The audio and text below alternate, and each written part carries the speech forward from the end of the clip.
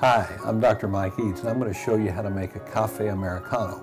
Now, Cafe Americano is going to save you from the tyranny of bad coffee. It's going to save you from the tyranny of tepid coffee, cold coffee, burned coffee, the cruddy kind of coffee you get all the time all over the place, because I'm going to show you how to make a fresh, hot cup of coffee that's going to always be good. Now, Cafe Americano comes from our friends, the Italians. And the reason is the Italians don't have drip coffee makers like we have in the United States. You know, over here we make drip coffee all the time. We put the grounds under, we drip water through. It's kind of a watery coffee, but hey, that's what we like and that's what we've drunk for our entire lives. Now, when we go to Italy, they don't have drip coffee makers over there. All they have are espresso makers. And so when Americans try to get coffee over there, they can never get it the way they like. The Italians figured out how they could use espresso, put it in water, and make sort of a substitute for American coffee, and they call it Cafe Americano. It's coffee for Americans. So I'm going to show you how to make that because it is really good and it's much better than standard drip coffee, I think. So what you have to do first is you have to make espresso, which is sort of intimidating if you've never done it before and if you've watched people do it at these places where they hustle around and they do all this stuff, but it's really, really easy to make. You need to have an espresso maker. This is sort of a medium range one cost-wise, cost a few $100. You don't want to get the really inexpensive ones because they don't produce enough pressure to really make good espresso. Now, the whole point of espresso is that the machine pumps steam through the coffee grounds that are really finely ground. And that's nice for a couple of reasons, because the way the pressure pushes through and the heat of the steam, it takes out all the volatile coffee oils, the thing that gives coffee its flavor. So it's really rich and delicious, but at the same time, it doesn't take out much caffeine. So the coffee that you end up with has a lot less caffeine than regular drip coffee. Caffeine is a chemical that's water soluble, so it leaches out in the water. So the longer the coffee sets in contact with the water, the more caffeine the coffee is going to have. So that's why perked coffee's got a lot of caffeine. That's why coffee made in a French press has got a lot of caffeine, because it sets in contact with the grounds for a long time. Espresso, it gets pushed through, takes out all the good oils, tastes much richer, tastes much stronger, but yet has only about half the caffeine of regular coffee.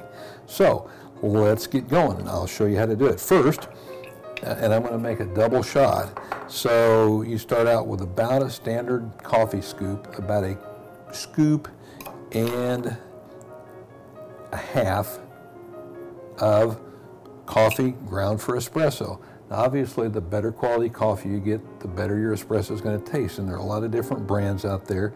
You can get them at these different coffee places, and there are canned brands that you can get. Just make sure it's ground for an espresso maker.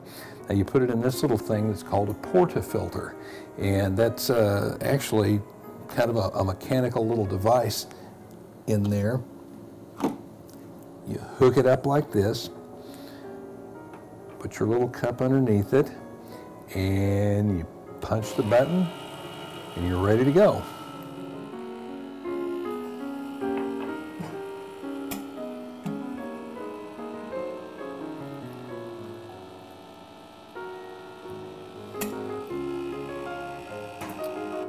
Now, an important step in this whole process, in my opinion, is to put the hot water in the cup first. And the reason for that is that when this coffee comes out, it's going to have a nice, I'm spilling it all over everything, it's going to have a nice head of crema on it. That's called crema. That's a sort of a rich coffee foam.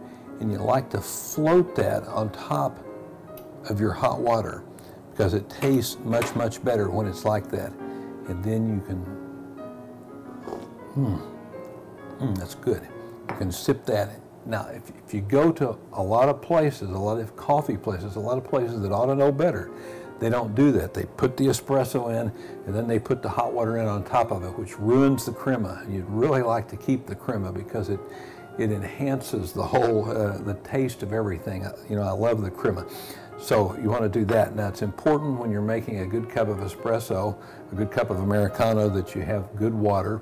We have RO filtered water in here and RO filtered water that goes in there. So the quality of the coffee and the quality of the water is going to make your overall coffee experience. But that's all there is to it. And you can get these in any coffee place that you want to go to, and it'll never be cold, it'll always be fresh, and it'll never be burned. And the only time you ever have trouble getting an Americano, strangely enough, is at a regular sit-down restaurant. If you go into an Italian restaurant, almost any kind of a restaurant, and after dinner you ask for an Americano, they look at you like you have two heads. I don't know why this has not gotten out into the regular world of sit-down restaurants, but it hasn't.